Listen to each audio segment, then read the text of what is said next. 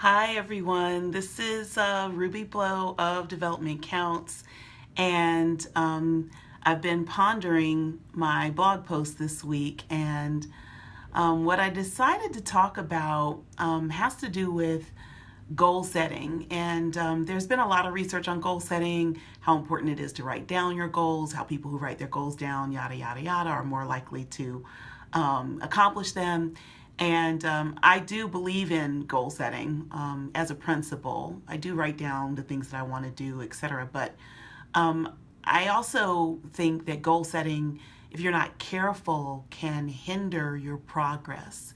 So, why would I say that?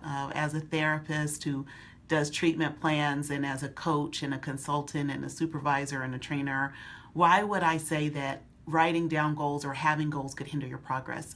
So this is the reason why I say it, because when I really think about the things in my life that I've accomplished, many of them were things that I did not plan. Hi, Tanya. Many of them are things that I did not plan. I never planned on being a professor or instructor or to teach graduate students. But I did that for 10 years and I loved it for the most part, for almost all 10 years of it, right? I didn't necessarily set out at one point to work in the school system and do prevention and intervention work with kids, but I did that for 5 years pretty successfully. And I never really set out when I was in undergrad or graduate school and thought, I'm going to have my own business or I'm going to build my own practice. These are things that happened. Now, that's not to say that once I embarked on those journeys that I didn't set goals, but more likely, mostly what I did was I had intention. I had motivation, and then I also allowed my intuition to be my guide. So, for example, if you are inflexible because you have a specific goal in mind, you might lose out or miss out on opportunities that would actually take you in a direction that could make you much happier and much more fulfilled. And ultimately, what our goals are really about is our desire for fulfillment and happiness. So you might have goals around earning a certain amount of income or being your own boss or being in a loving relationship or whatever it is. But at the end of the day, what you really are seeking is some level of fulfillment or happiness.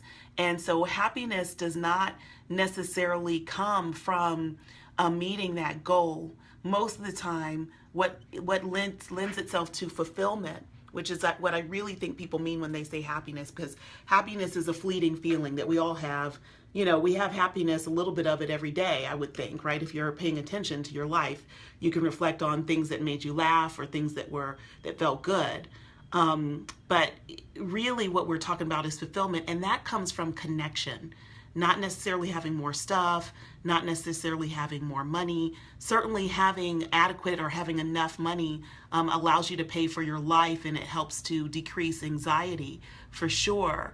But having money does not necessarily make people happy. There are plenty of people who have money who are very unhappy, and there are people who don't have money who are very happy. And one of the main differences is they have developed a depth of gratitude, and mostly they also have connection. They feel connected to people, and that brings value to their life. So this week I'm going to be writing about, well, if I'm not going to be so focused on my goals, what do you suggest instead? That's what I'm going to be writing about. Why goals matter, but why they're not the number one thing in attaining whatever success or fulfillment you're trying to have in your life. It's really important to be willing to take those detours.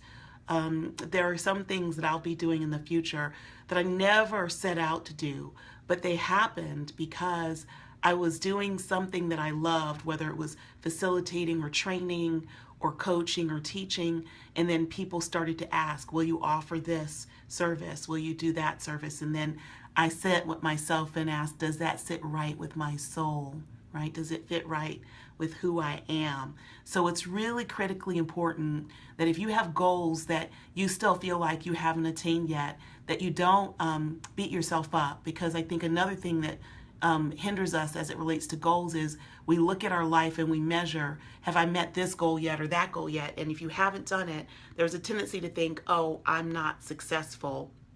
But if you really sit back and allow yourself to reflect and take in, you'll find a lot more successes in your life. Don't just ask the question, what have I done? You need to ask the question, who am I now being? Am I proud of who I'm being? Am I being in integrity? Am I being in support of others? Am I setting limits? Am I saying no? Am I receiving? Am I saying yes? Am I able to be happy with what I have? Or am I always looking to see, did I miss out?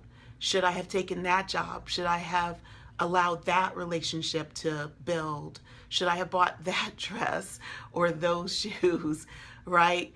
Make a choice, choose a direction, and stick with that direction for a little while until you have a sense that intention, whatever you want to call it, God, universe, spirit, is speaking to you to go in another direction. Now that might resonate with some of you, and some of you might go, oh, that's not in my wheelhouse. I don't use those words. Use your gut is what I'm saying. Your gut will tell you when it's time to leave a job, when it's time to leave a relationship, when it's time to set new intentions. When you try to force anything to happen, you are much more likely to find yourself making decisions that you will regret. And one reason why we may force a decision is out of fear, right? So try to stay grounded and connected in what feels right now, because in the moment is all that you have. I know that's a lot of content. I'm going to be writing about it in my blog. Some of you are my blog readers. Thank you for that. Thank you for the opportunities you send me. Thank you for the emails and the encouragement. As some of you know, last year I set a goal that I was going to write a book. That's a great example. What I've been doing is I've been writing every week 800 to 1,200 words in my blog. And eventually that's going to become what I'm hoping will be a really helpful and useful book for others. So if you don't get my blog in your inbox, you can go to developmentcounts.com, sign up for my e-blast list. For those of you who saw my teaser where I said, what would Bruce Lee do? I am wearing my Bruce Lee t-shirt. I heart Bruce Lee. I don't know if this is what he would have talked about, but I know that he trusted his gut and his intuition, because that's what's basically being a warrior or being a person who masters Kung Fu is all about, right? It's about the skill, but it's also about the self. All right, thank you for watching, and I'll probably shoot another video next week. Okay, bye.